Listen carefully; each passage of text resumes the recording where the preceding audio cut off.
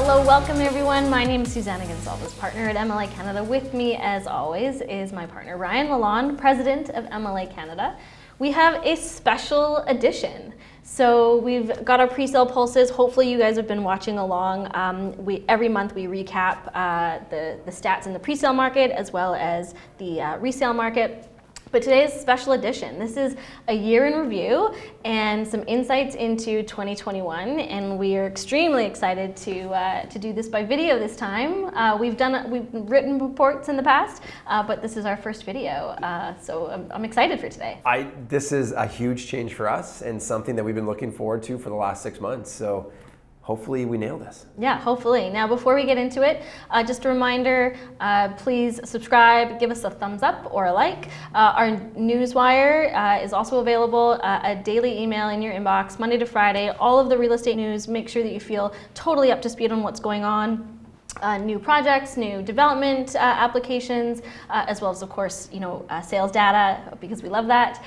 So please make sure you subscribe for that, and let's dive in. Let's do it. So where to begin? I think we start back in January. Yeah. January 2020, and for those of you that recall, it feels like a lifetime ago. It feels like a different world, right? It was. It absolutely is. But January 2020, I recall this month so clearly because the previous year and a half, latter part of 2018, early part of 2019, those were some of the toughest years in our industry in the last decade. And that's caused a lot of inventory to grow in a variety of really strong marketplaces traditionally, right? That's Coquitlam, Metrotown, Brentwood, and Richmond. But resale still poured on, and resale still had some really strong months. The concern in 2019 and 2018 was how can we be certain that we'll be able to achieve these pre-sale tests when we saw significant pullbacks in terms of buyer sentiment. But then we rewind the clocks back to January 2020, we start reflecting on it. Those months, the market was just beginning to come alive, right? We saw double-digit sales ratios across almost every single product type in almost every single market. I recall some markets were as high as 75 to 80%. And back then, that was ground setting for us, right? We had not seen that data in almost 2 years. We were so excited about where the market was going, and we were very bullish on what 2020 could look like. And then you fast forward a month and a half, the coronavirus. COVID began to really play a really important component of how economies were responding. And the end result was significant pullback in almost every industry and almost every market throughout the world. Moving into March, where COVID really began to establish itself, sales from the beginning of March to mid-March fell in half, right? The floor really dropped out. We saw a massive pullback and slowdown.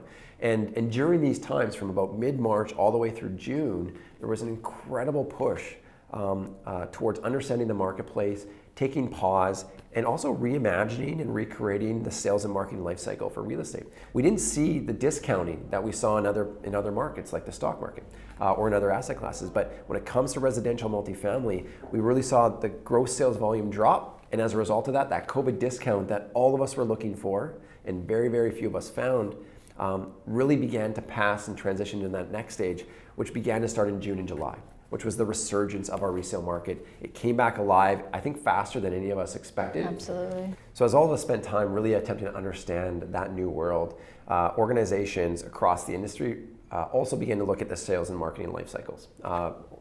For MLA specifically, we began to release tech offerings. MLA Live is a really good example of that, to really support that online learning experience for our purchasers and be able to do that from the safety and comfort of their own home. And that's internally, but when we think externally, there's also significant changes in our industry that really had a positive benefit and impact on some of the outcomes that would set us up for the latter part of 2020, and I think really set us up well for what we have ahead of us in 2021. Yeah, I think the service providers in our industry in particular, we all had to adjust in how we did business and how we were operating with our buyers.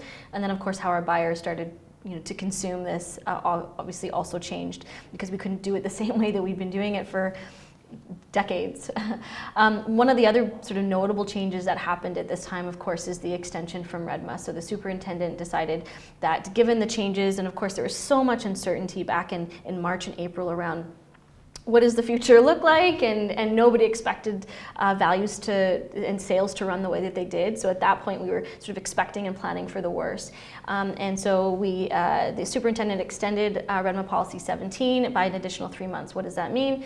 That means that early marketing period went from 9 months to 12 months for you to be able to secure financing and building permit. The reason why that's important is because we have to get shovels in the ground, but before we can do that, the banks will put requirements on our developers to ensure that they have enough pre-sale contracts in place.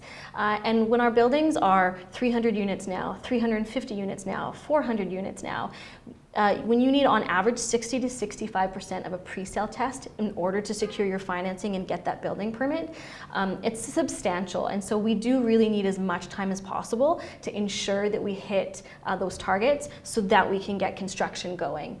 And I would really like to, here's my lobby and my pitch, is if the superintendent, this office is listening, like this is a change that actually should not go back.